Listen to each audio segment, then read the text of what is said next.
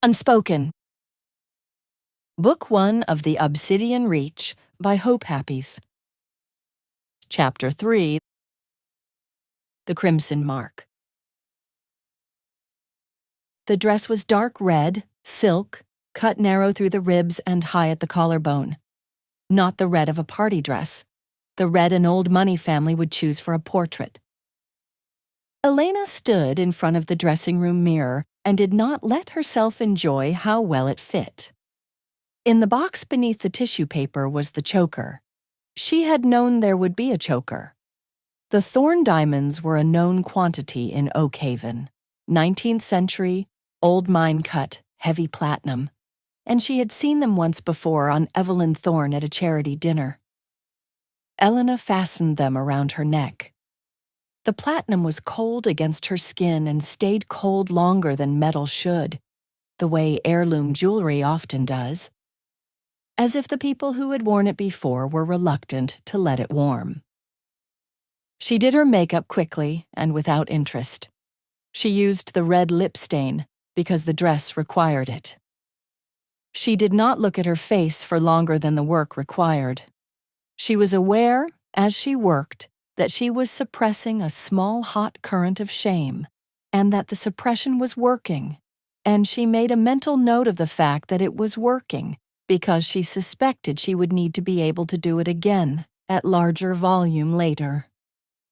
She walked the long corridor to the boardroom at a measured pace. The staff in the alcoves watched her. She registered this without returning any of it. What she registered most clearly was the quality of their silence. Not hostility, not contempt, something more specifically Oakhaven. They were waiting to see which way the room broke. They would be polite to whoever came out of the boardroom first. At the mahogany doors, she did not pause. Pausing would have been a tell. She opened them and walked in. Marcus was at the head of the table in a gold-toned suit that she had advised him against 2 months ago. The 12 members of the board were seated along both sides. Julian was standing at the window with his back to the room. He did not turn when the doors opened. The board turned.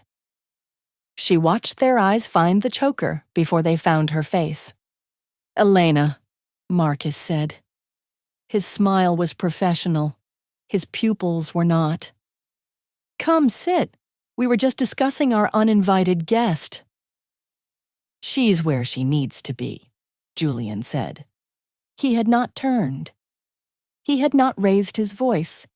He said it the way a man corrects a small error of fact, and the correction landed in the room like something heavier than its length suggested it would. He turned then and crossed from the window and did not look at Elena as he passed her. He walked to the table and laid a single folder down in front of Marcus. It was an ordinary folder.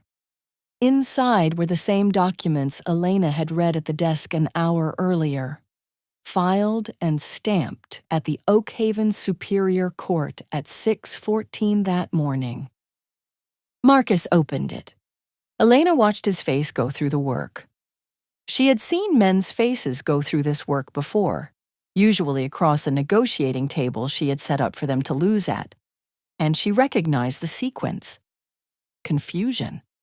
Recalculation. The brief aborted attempt to find a legal objection. The recognition that the objection did not exist. Then the blood leaving the skin around his mouth first and the cheeks second, in that order, which was the order it always came. "This can't be." "The trust is 99 years, Julian said. "It was renewed by my father. I'm the successor trustee. The injunction issued this morning. Halloway has a copy." Halloway, the shipyard man, was already reading. He did not look up. "You're standing on my land, Marcus," Julian said. "The building is yours.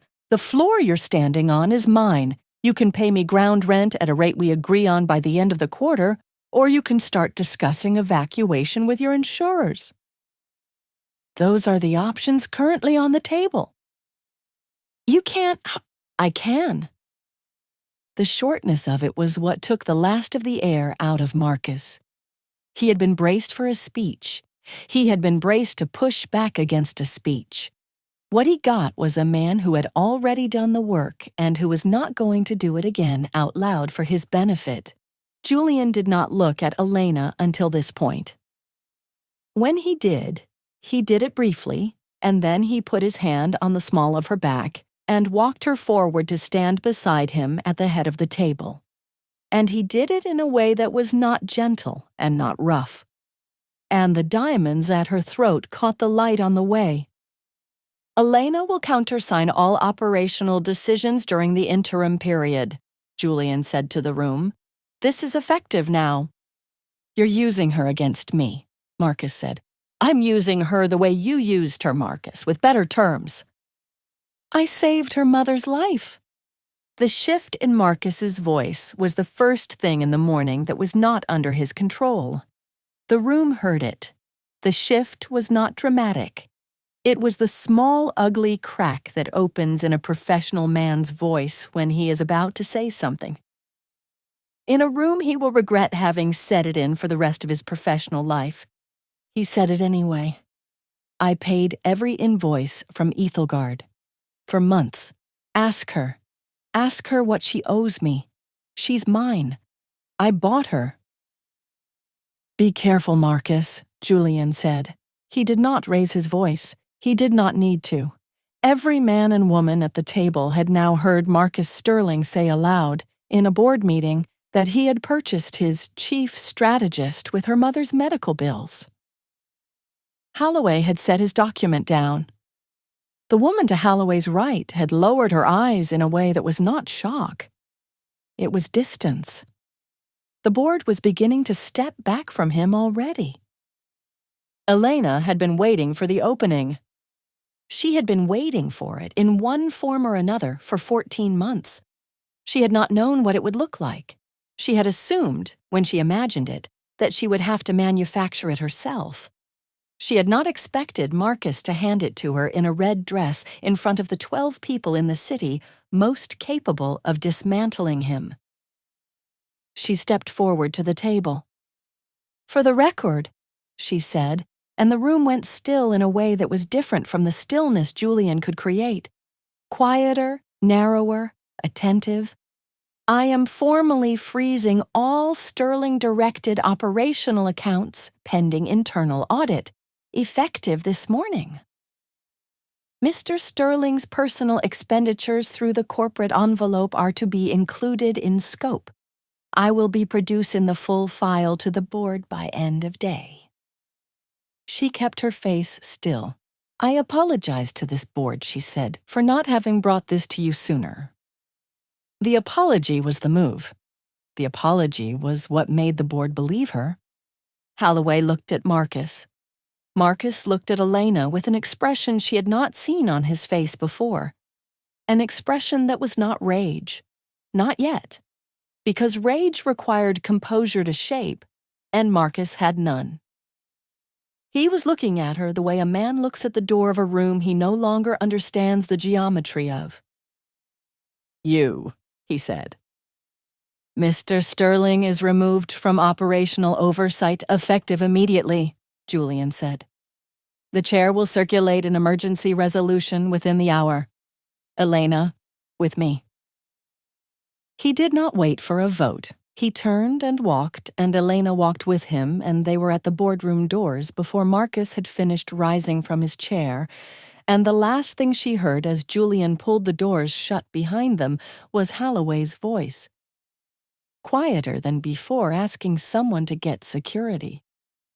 The executive elevator was small. She had forgotten how small. Julian keyed the penthouse floor. The doors closed. The car began to rise. He stood on the far side of it from her and said nothing for the first floor and a half. You were ready for him, Julian said. I was ready for somebody. He was the likeliest. 14 months. Give or take. You could have used what you had at any point. You didn't. No. He turned his head and looked at her. She looked back. The mirrored wall behind him reflected the back of her head and the nape of her neck and the clasp of the choker, and she could see in the glass the exact thing the board had seen when she walked in. The car rose another floor. "You were waiting," he said. It was not a question. It was not framed as one. He said it in the flat, observational register she was beginning to recognize as the thing in him that frightened her most, because it was the register a man used when he had stopped needing to be right and had started being right. "Waiting for whoever came for him first," she said. "That's not a denial." "No." He crossed the small space of the elevator to her. He did not slam her against the mirrored wall.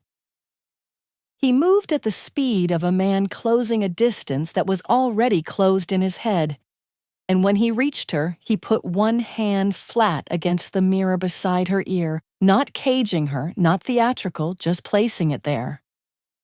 The other hand he did not use. He stood at a distance that was technically polite and was functionally not polite at all. She could smell the coffee on him. She could smell the rain still on the coat he had worn into the boardroom. She could smell, underneath those things, a soap that was not expensive and not cheap. The soap of a man who had not made a production of his morning. He was looking at the choker. "You chose the lip stain yourself," he said. "It was the only shade that worked with the dress. You could have worn a darker one. It would have made you less visible. You made yourself more visible." "I wanted them to look at me when I said it." "Yes," he said. He lifted his hand from the mirror. His fingers found the edge of the platinum at her throat. He did not pull. He did not tighten. He ran the pad of his thumb along the underside of the choker where the metal met her skin, slow once. And she felt the metal shift a millimeter against her collarbone, and she felt the warmth of his thumb between the metal and her pulse. And she felt her pulse answer him.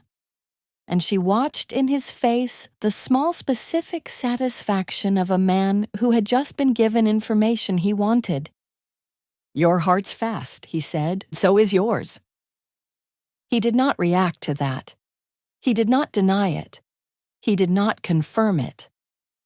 His thumb stayed at her pulse for a second longer than was necessary to establish what he had established, and then he lowered his hand and he stepped back exactly half a pace and the car chimed.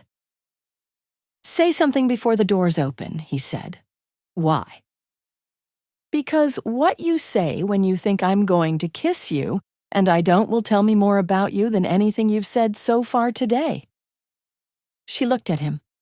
"I'm not afraid of you, Julian. I know. I'm afraid of what you're going to be like when you start to believe I'm not lying." He did not answer that. The doors opened onto the penthouse floor. He stepped back from her and walked out into the corridor without looking back. She followed him at the distance an assistant would follow a principal, because they were on a camera now and she had been on cameras her entire adult life. And she knew to the centimeter what the distance should be.